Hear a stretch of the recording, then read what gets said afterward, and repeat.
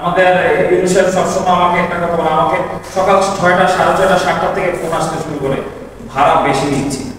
কিন্তু আপনি যিনি এই শ্রমিক ইউনিয়নের দায়িত্ব নিচ্ছেন, আপনি সদরের মেম্বার মহোদয়, আপনার চালার চেয়ারম্যান, চালার মেম্বার সাহেবরা, আপনারাও সিএনজি ড্রাইভারটার সাথে একটু কথা বলেন, তুমি বাড়াচ্ছ কেন? আমরা কিন্তু বলতেছি না, আমরা শুধু হ্যাঁ আচ্ছা ঠিক আছে কথা বলবো জানাচ্ছি। আমরা আমাদের জায়গা থেকে একটু দায়িত্ববোধ পালন করতে হবে। আর এখানে অনেকে আছে, আমি চিনি ব্যক্তিগতভাবে এই কথাগুলো বলতেছি কারণে এখানে অনেকে আছে সিএনজির মালিক, সিএনজি চালক, এর মালিক হচ্ছে আপনারা। আপনারা আপনার ড্রাইভারকে দায়িত্ব নিয়ে বলতে হবে। আমি মাননীয় মহোদয়ের কাছে বলবো, আমি কিন্তু প্রথম দিন আসার পর থেকে প্রত্যেক দিন 2টা 3টা 4টা করে আমি সিএনজি নিয়ে আসি। আমাকে সবাই একটা কথা বলে, আপনি প্রশাসনকে বলেন এটা বললেন, এটা করলে ঠিক না। কিন্তু আমার কাছে মনে হচ্ছে আমাকে যে দায়িত্বটুকু দেওয়া হয়েছে আমি আমার একটা পালন করি।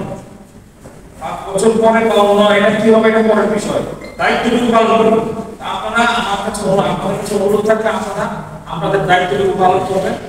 আমরা যে বিষয়টুকু নিয়ে আজকে প্রস্তুতি, আমাদের সিএনজি চালক, সিএনজি চালকদের প্রতিনিধি উপস্থিত আছেন, সুধী সমাজের। আমি বক্তব্য দিতে আমরা কিছু বিষয় সম্পর্কে আপনাদের থেকে পরামর্শ জানতে চেয়েছিলাম।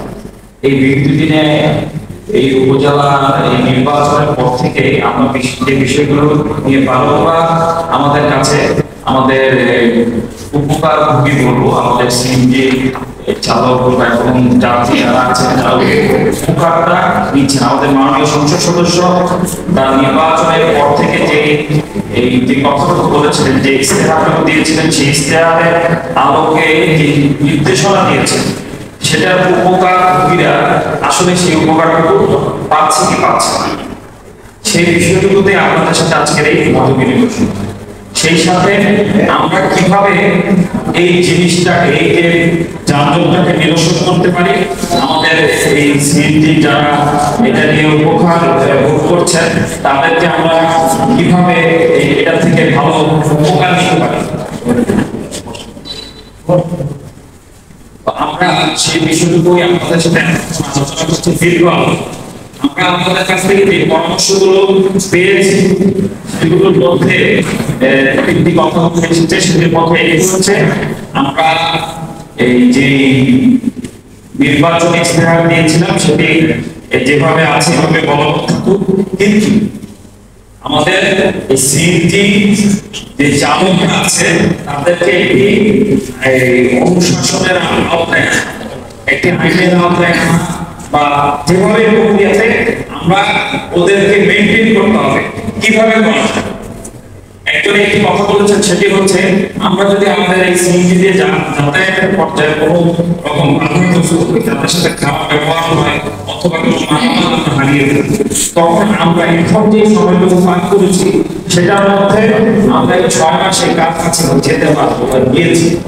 ওরা কিন্তু বলেছেন আমরা কাছে যেতে পারেন। আপনারা এই কথাটুকু বললেন না? এটি হচ্ছে আমাদের খুব একটা গুরুত্বপূর্ণ কারণ হচ্ছে কি, আমরা কোনো সংস্থার আন্ডারে বা কারোর আন্ডারে এই সিএনজি এই চালকরা নাই। এই কারণে আমাদের যে প্যাসেঞ্জাররা আছেন, যাত্রীরা আছেন, তারা কিন্তু এই একটা হয়রানির শিকার হচ্ছে, স্বেচ্ছাচারিতার শিকার হচ্ছে। আমরা আমাদের এই যারা চালক আছেন তারাই হচ্ছেন আমাদের গ্রামীণ পাড়ার ম্যাক্সিমাম জনগণ। আমরা যদি বলি 10 লাখ জনগণ আছে, এর মধ্যে 1 লাখ সিএনজি চালক, বা 10,000 আছে, 1,000 হচ্ছে সিএনজি চালক।